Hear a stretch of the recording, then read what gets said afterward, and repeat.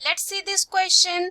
The question says which of the following phylum is being described by the given statements. इस question में जो है हमें 4 statement दे रखी है और हमें बताना है कौन से फाइलम से जो है ये डिस्क्राइब है और ये बिलोंग करती है.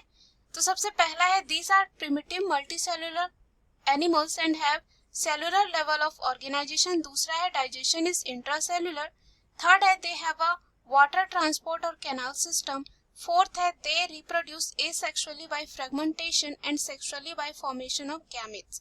तो इस क्वेश्चन का जो है देखते हैं आंसर क्या होता है. सबसे पहले जो है हम बात करेंगे की कॉन्सेप्ट की. कॉन्सेप्ट जो है इस क्वेश्चन में हमारा हो जाएगा की कॉन्सेप्ट जो हो जाएगा फाइलम जो है पोरीफेरा होगा. ऐसा इसलिए क्योंकि हम यहाँ पे जितने सारे फीचर्स दे रखे हैं वो है पोरीफेरा के. अगर हम बात करें पोरीफेरा जो है क्या होते हैं, ये बहुत ही ज्यादा प्रिमिटिव मल्टी सेलुलर एनिमल्स है. ऐसा इसलिए क्योंकि ये बहुत ही ज्यादा पुराने हैं. प्रिमिटिव यानी कि बहुत ही ज्यादा पुराने, मल्टी सेलुलर यानी कि मोर देन 2 सेल से जो है ये बने हुए होते हैं. उसके बाद अगर हम बात करें यहाँ पर जो इनका लेवल ऑफ ऑर्गेनाइजेशन होता है वो होता है सेलुलर लेवल का. क्या होगा? सेलुलर लेवल का, क्योंकि बहुत ही लोअर ऑर्गेनिज्म होते हैं इसलिए इनमें क्या होता है सेलुलर लेवल ऑफ ऑर्गेनाइजेशन होता है. उसके बाद यहाँ पे अगर हम बात करें बॉडी सिमेट्री जो इनमें पाई जाती है वो होती है एसिमेट्रिकल, यानी कि अगर हम इनके बॉडी को कहीं से भी जो है डिवाइड करें तो वो इक्वली नहीं आएगा, इसलिए हम क्या बोलते हैं एसिमेट्रिकल एनिमल्स बोलते हैं पोरीफेरा को. उसके बाद अगर हम बात करें जो इनके कैरेक्टर्स होते हैं और स्पेशली जो एग्जांपल है इनका स्पॉन्जेस जो होते हैं वो इसमें आते हैं पोरीफेरा में. तो स्पॉन्जेस के पास जो है वाटर ट्रांसपोर्ट और कह सकते हैं कैनाल सिस्टम होता है. क्या होता है? कैनाल सिस्टम होता है. कैनाल सिस्टम का कार्य क्या है और वर्क क्या है देखते हैं. इनमें क्या होता है, ये जो होते हैं वाटर एंटर करता है थ्रू माइन्यूट पोर्स, बहुत छोटे छोटे जो है पोर होते हैं और उसे कहा जाता है ऑस्टिया. क्या कहा जाता है? ऑस्टिया कहा जाता है. और ये कहाँ होता है? In the body wall. और ये कहा जाता है इनटू अ सेंट्रल कैविटी, जिसको कहा जाता है उसके बाद ये जो है उसको कहा जाता है स्पॉन्जोसील. और ये जो है कहाँ से आती है? फ्रॉम, कह सकते हैं from where it goes out through the osculum. Enter करती है ऑस्टिया के थ्रू और जो है निकलती किसके थ्रू है? यहाँ पे जो वाटर कैनाल सिस्टम है यहाँ पे वाटर एंटर करने के बाद जो है कहाँ से निकलता है? ऑस्क्यूलम से जो है यहाँ पे निकल जाता है और कह सकते हैं goes out through the osculum. उसके बाद अगर हम इनमें जो है डाइजेशन की बात करें तो इनमें जो है डाइजेशन जो होता है वो होता है इंट्रासेलुलर. क्या होता है? इंट्रासेलुलर, यानी कि इनके बॉडी के अंदर ही जो है क्या होता है डाइजेशन होता है. क्या होता है? इनसाइड, हम कह सकते हैं इनसाइड द बॉडी. इसलिए यहाँ पे क्या होता है इंट्रासेलुलर जो है डाइजेशन देखा जाता है.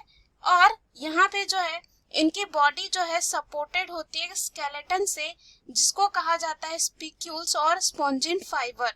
उसके बाद इनमें जो सेक्सेस होती है वो क्या होती है? सेक्स जो होता है और सेक्सेस जो होती है वो सेपरेट नहीं होता है, जिसे कहा जाता है हर्माफ्रोडाइट. दैट इज एग और स्पर्म जो है प्रोड्यूस होंगे सेम इंडिविजुअल से. किससे होंगे? सेम इंडिविजुअल से.